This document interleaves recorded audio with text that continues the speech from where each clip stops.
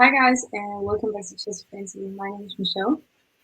My name is Nina. Welcome back to Carefree Queens, everyone. We hope that you're all doing well.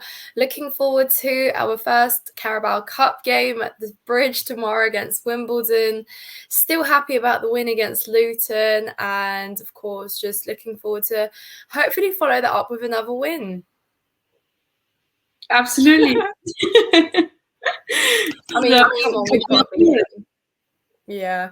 No, I think it was a really positive game, and I think a lot of rival fans tried to put us down with the fact that it's just Luton, but our standards are so low following from last season that we lost to Southampton home and away last season. They got relegated, so yes, our standards are that low that we're celebrating it. No, as we are. I've gotten so much shit. Everyone's saying Luton budget versus Chelsea budget, and they still gave you a fight. And why are you celebrating? You should win against Luton. I'm like, bro, we lost to every single team last season. Of course, we're celebrating wins. This is literally this is a new standard for us, isn't it? I was literally at Stamford Bridge, Michelle, and then celebrating the first goal felt so good. Celebrating the second felt like something wasn't quite right. I wasn't supposed to be celebrating. And then the third one, bro, I couldn't sit down for after about 5 minutes after celebrating that goal. It was just pure happiness in the way that the players celebrated as well. I'm sure on TV you could see it up close, but even, watching it that far away, it was just so wholesome and so good to see the players, finally celebrating together. A lot of chemistry kind of flying through the team. It's something we haven't seen. So yeah, of course we're going to soak it up. I'm not going to get carried away. Of course, I'd love to see us do that against, when we have that run against Arsenal, Man City, Man United, etc. Of course, I'd love to see it, but I think what most people are forgetting that we are taking it game by game because of how last season was, and we're still a work in progress. Yes, Pochettino's a new manager. He's coming in to build this new team, but it still is a process. So yeah, of course I'm taking it game by game, and yes, I'm going to celebrate my win. Don't come for me. As you should. Like, why would you not celebrate even like the smallest victories? We should be. Just quickly touching upon Pudge. He really loves his barbecues, don't he? I want to get invited to one. Yeah, no. Is it a weekly thing, or he's literally just? It was the funniest thing I've seen in a very long time. Just him. He was wearing a mask, and someone was holding his umbrella. It was just pouring down. And he was just standing there barbecuing. He seems so suitable, heart-wise, but mind-wise as well. It's so nice to see, and it's so comforting to see someone's in a club now who has a great personality, but he also is a really, really good manager. It's just... No, I agree. I think what you're saying there with, how he's just dealing with things behind the scenes, even on the pitch and on the sidelines, consistently giving orders, shouting, he's actually got authority over the players, and you can really see it, that the players are obeying him, they're listening, they're switching it up when that's what he says, whether it's at halftime or during a substitution. And that's something that we were missing last season. There wasn't a game plan, there wasn't an idea of how to switch things up, there wasn't any of that. So what you're saying is he looks to be working behind the scenes equally as much as he is on the pitch, at Cobham. He seems to be getting to know the players, and we haven't just heard it from one, have we? A lot of players have come out, whether it be in an interview or on social media, expressing how much Pochettino has spent time with them, getting to know them on a personal level as well, and just really fleshing out as much as he can from them. And we've already seen it with the likes of Raheem Sterling, completely different player to what we saw last season. Yes, we're basing it off perhaps 3 games because, he's got a consistent run of 3 good games now. But let's see it again and let's keep seeing it. Let's build on it. And if it does become a regular thing where he is consistently making an impact, as he is, because he is one of our more senior players, it's expected that we're going to be a little bit more critical on him.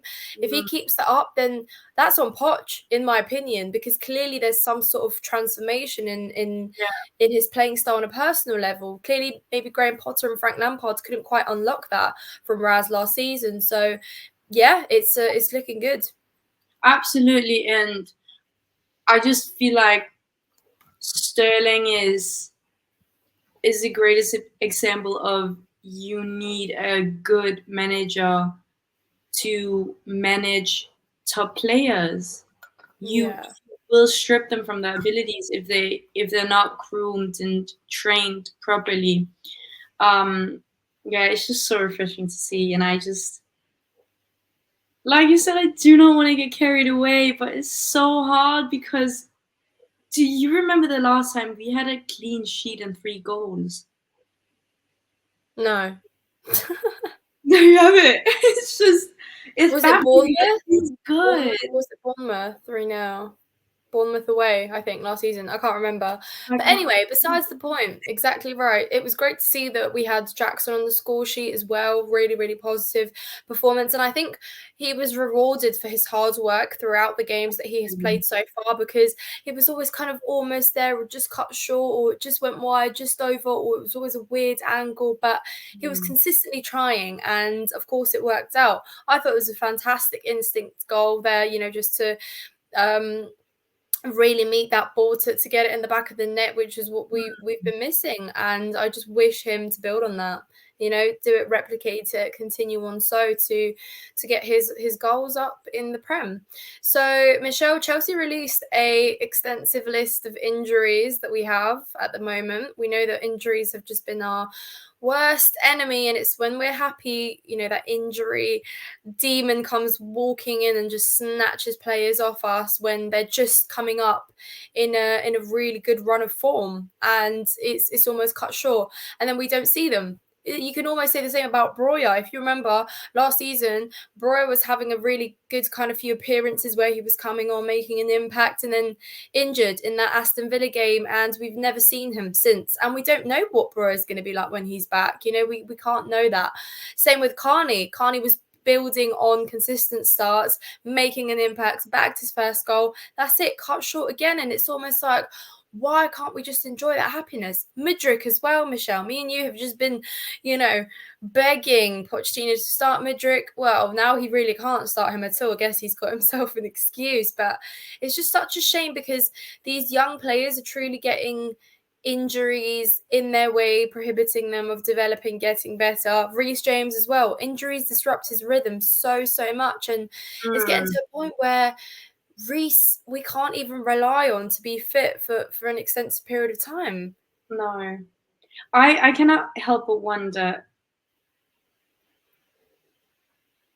My first thought is, oh, we're so unlucky. This is so typical. But is there actually something that could be done? Is there actually something that the team or the staff is not doing? Do you know what I'm getting at? Because this is such a Chelsea thing. Do you know what I'm trying to get at? Like, I cannot help but wonder, is this something we could be doing that we're not doing to avoid these injuries? Or at least minimize them? No, I think everyone's asking the same questions. I think everyone's kind of pointing fingers at the medical staff, because it seems that there is a deeper rooted issue here. I mean, it's, how can it be that players are getting injured so easily? But, I just think it's a case of bad luck mixed with, I don't know, probably not the best aftercare or post-match and stuff, but we will never know. I just think, as terrible as it is, we've got these injuries, it's now about seeing how much depth we actually have in our squad, and it's about seeing how Pochettino can get the best out of the rest of the selection of players he has. And we've already kind of seen that Malo has really stepped up, in the boots of Reece James. We know that Reece James starts those last games over Malo Gusto, has he been, fit? And it's like Malo Gusto doesn't see the light of day. Perhaps Malo Gusto plays against Wimbledon or, plays against, I don't know, Luton, for example. But it's the case that Malo Gusto gets to build on these minutes and get better because he is he is having to step in for Reece James. So that's one positive I can see there, that we are developing this player because he's coming in to fill the boots of Reece James, like I have just said. So it's about seeing how you can get the best out of what you've got when you've got these injuries there. So I think because we had an extensive list of players injured last season, but we didn't have a manager who knew how to rotate the rest of his squad, utilize them in the best way, make positional changes if he has to apply strengthened players in every area on the pitch. So I think because now we actually have a manager who has tested out these players in preseason, knows who can kind of fit in where. We've still got a few days left in the transfer window as well. It's about how you deal with those injuries. It's about what you do next, because I mean everyone has injuries. Yes, Chelsea is, I'd say, among the more unlucky teams. Christopher Nkunku, Michelle, how excited were we about Christopher Nkunku in preseason? Said, he's going to be absolutely crucial, starting every single game for Chelsea, making an impact. Perhaps we could have maybe won the game against Liverpool had Nkunku been there. Perhaps we could have not lost against West Ham had it been Nkunku there. So it's that what if, but it's also what you do because of that injury and how you change that.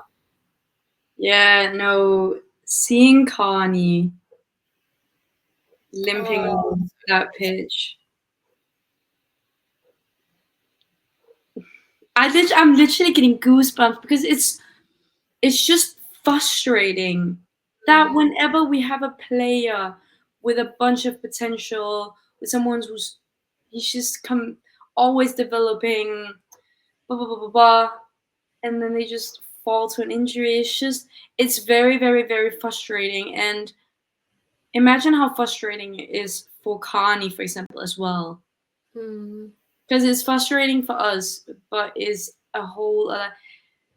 I actually think that's the best way I can put it. It's just frustrating. It's frustrating to see glimpse of hope. It's frustrating to see potential and good potential, and especially because they're so young. So we have so much time. And also, do you know what bothers me as well is when people like it's rival fans say, oh, you guys have spent so much money and you're this crap or you're this, bad at being good or whatever. It's like, yeah, we spent so much money, but a lot of that money is injured at the moment. If you look at the likes of Nkunku, if you look at the price tag we paid for Wesley Fofana, if you look at the price tag that we paid for who else is injured that we have just brought in, you get what I mean. There's still players injured that are players that we've brought in and that we haven't even been able to utilize because of their injury record. Fofana was injured last season as well, need I remind you. He's injured this season, so technically we haven't even seen what he can do for Chelsea over a longer period of time, how he can impact this Chelsea team. So if we're having conversations about you spent this much money, yeah, but they also do come in and get injured. So, you know.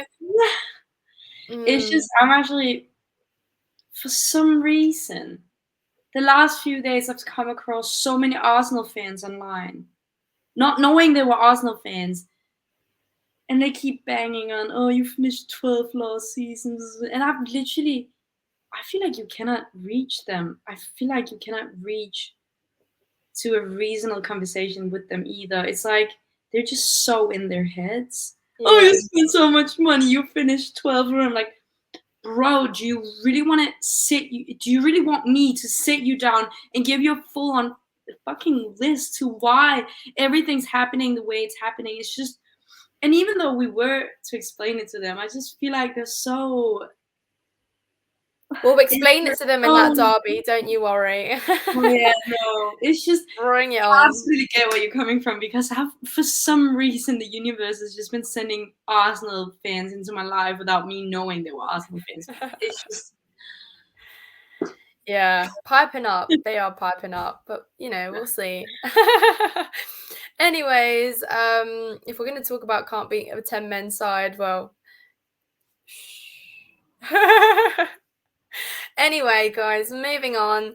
Let's talk about our upcoming fixture against Wimbledon tomorrow. AFC Wimbledon will be visiting us at the Bridge as we open our first game in the Carabao Cup, a cup we didn't do very well in, but you know, it's I almost think, Michelle, now it's kind of a priority for us to do well in the domestic cups, because if you look at it, we're not in Europe, we're not going to be playing as much as we are, we're not the fixture overload isn't going to be as it was last season. So I think we absolutely have no excuse than to focus on these domestic cups, because, you know, domestic cup or not, when's the last time we won at Wembley? I would love to see that, you know. So I think that really does put a fantastic starting point to Pochettino's era, you know, winning a domestic cup. I think that would be brilliant, because let's be real, we are not talking about league contending. We're not in Champions League. So if we want to win some silverware or get far in the tournament where we're still competing and, you know, we're coming up against perhaps your Arsenals and your Cities and etc., we're still going to have to show that quality to get to the end. So I think they're not for underestimating. I would love to see us do well in the domestic cup. So I think Pochettino's not going to be taking those games for granted either. I think maybe tomorrow he tries out a different team. I think I said the chances of us seeing a different squad to the starting 11 from the previous fixture against West Ham was very slim, and I was right. You know, there were a couple changes, but I think against Wimbledon is where we see more changes, you know, in the squad. I think Madueke starts, you know, someone that, yes, absolutely, Raz has been amazing, he's been unreal, but I think Madueke also needs to see the light of day. I don't know if he comes off the bench or whatever, but I would love to see Madueke finally play and get into that, you know, starting 11. Perhaps, of course, Caicedo, doesn't matter. He gets to build on that chemistry with Enzo there in the middle to get more familiar with the game as well. I think Gallagher as well. Gallagher has shown that he deserves to start. Sorry, can we just take a moment to say how good Gallagher has been? Absolutely. Go ahead. I mean, I couldn't believe it. I sat 3 games in a row saying good praiseful words for Gallagher, because I was used to it last season going, Gallagher, you know, what a great performance. Next time going, Gallagher should never see the light of day on the Chelsea pitch ever again. Sell him, I don't care. But, you know, I have just been so impressed this season. And I think with him, it's such a big attitude award as well, because he consistently said, oh, I want to be here. I want to prove. I want to, you know, fight for my place. I want to be at Chelsea. This is my, you know, this is my club. And I feel like he's almost living up to that on the pitch as well, showing why he should be started. Obviously, Pochettino has seen something over pre-season that us Chelsea fans perhaps didn't, because a lot of fans said, oh yeah, if we can get 50, 60, you know, million, that's absolutely fantastic. Get him out the door. But I think Gallagher's really, really trying to fight for his place here. And I think Pochettino clearly has seen things that, you know, us Chelsea fans haven't as much. So that gives me faith. Let me stop you there. No. But I actually, whenever people ask me if I like Gallagher, I always said, I'll say this. I've always loved his work ethic. I've always loved how physical he is on the pitch during the games. I've always loved the way he approached a one-on-one, do you know what I mean? Like he's a very physical player, and I always loved that. I don't want to say that I knew he was going to be this, but I always liked his worth ethics. I always really appreciated how he went into a tackle, how physical he was, because this is arguably the best league in the world. You shouldn't be too sweet. And I feel like, I don't know, I just feel like he's been timing his tackles well a couple of times, other times not so well. It's just, but I personally feel like he has been looking promising. So I'm really happy for him, especially because I've been seeing a few things on social media lately that he someone's saying Gallagher is what we had hoped Mason Mount would be. And I just love that. Interesting. I've got Lewis's words in my head right now. He went, "That wasn't Gala dog, that was Gala dog," and it was just so true because I mean, where did that come from? And do you know what? I almost think he even looks better in this Chelsea team because of our new kind of surrounding players that have just come in. You know, the new additions and those who have literally just found their place in Chelsea or are finding their place. He kind of almost looks like a more senior player or the players that has known what Chelsea's about. And I think it's important that we still sustain some of that in there as well, as much as these players are coming in and saying, "Oh, I love Chelsea, I want to play for Chelsea." That Gallagher's loyalty has never been questioned or put on the line at Chelsea, at least as opposed to other players that we've questioned in the past. So yeah, I think you're right on that note. And yeah, let's just see what Pochettino has planned for Gallagher. But you know, if he keeps this up, then I think there is definitely a place for him, perhaps in this Chelsea squad. And let's just hope that he can continue that and he doesn't struggle or crack under pressure when we play the, you know, the kind of better or the top 6 teams as well. So yeah, I think really, really impressive. But Michelle, to round this out a little bit, let's do a score prediction for tomorrow. How confident are you feeling that we can potentially continue bagging in goals? Jackson can get some goals and we can really put this game to bed early on in the game. Very optimistic. I actually genuinely believe that we can score a minimum of 3 goals. Oh yeah, I think that. I just in the lights of the Luton game, I personally feel like we absolutely should score a minimum of 3 goals and have a clean sheet. Yeah, I'd love to see Jackson score again. I feel like he was so deserving of that goal. And I just hope it's gonna be like this tiny snowball that's just gonna roll and create more and more depth. I would love to see that. I would love to see Sterling continue. Like, I've never really been the biggest fan of him, but whoever's gonna put in a shift at Chelsea, I'm gonna back. And Sterling is absolutely 100% putting in his shifts. I think if Madueke plays, he scores. And I think Jackson scores as well.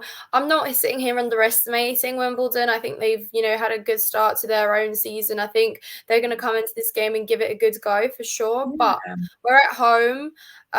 We're building on a win. Confidence and self-esteem will be a little bit higher. Players are going to be a lot hungrier to come out and do the same, have the fans behind their back. I'm going to go 4-0 Chelsea. Keep a clean sheet. I'm going to say 4-0 Chelsea. There you have it, guys. Let us know your score predictions in the comments below. A player to look out for against Wimbledon. And, of course, would you like us to see who would we like to see tomorrow? I don't think Lavia's not starting, is he? I think Lavia's not going to be starting as another few games. But I think that would also be cool if he's available. I don't know. Let us know in the comments what you think. But yeah, thank you so much for watching this video. Subscribe to Chelsea Fan TV, guys. Leave a like, leave us a comment, and yeah, Michelle, anything to add? No. Up the Chelsea. Thank you, guys. See you in the next one. Cheers. Bye.